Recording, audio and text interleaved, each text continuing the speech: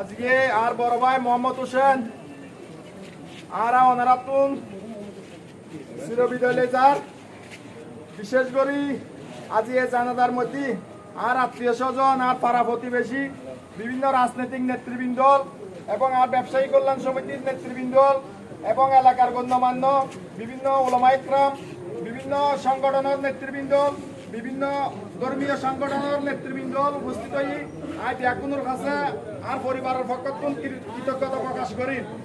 আর বিশেষ করে আর বড় ভাই ও দীর্ঘদিন বিদেশ আসিল ইয়ার পরবর্তী আইরে শহর হাতে বাড়ি আসা যাবার মধ্যে একটু হয়তো ওর চলাফেরা কথাবার্তা আচার আচরণে আর আত্মীয় স্বজন আর মার গরু দি বাপর গরু দি আর এলাকাবাসী যদি কেউ মনত কষ্ট পাই তখন আর বড় ভাই আমরা আল্লাহর হস্তে মাফ করে দিবেন, আমরা আল্লাহর হস্তে মাফ করে দিন না।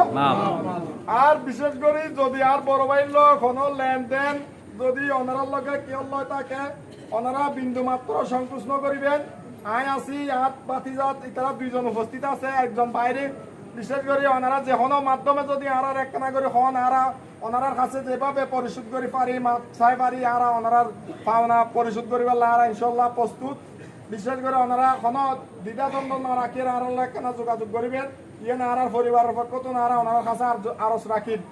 আর আজ ইয়াই বিশেষ করে আর সৈয়দ বাড়ি দরবার শরীফের সাজ্জাদন সিং সৈয়দ মসজিদুল্লাহ হুজুরের আর পরিবারের পক্ষ এই জানাজা ফারে পাল্লাই আজ ইয়ারা সর্বসম্মতিক্রমে আর কান মত প্রকাশ করছি।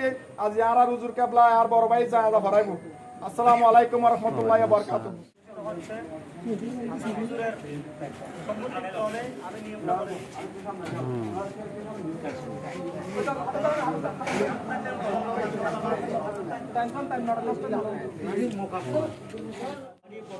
তারপরে দ্বিতীয় তাকবীরের পর সূরা ফাতিহা শরীফ পড়বেন, তারপর চতুর্থ তাকবীরের পরে নামাজ সম্পন্ন হবে ইনশাআল্লাহ। হুজুর নামাজে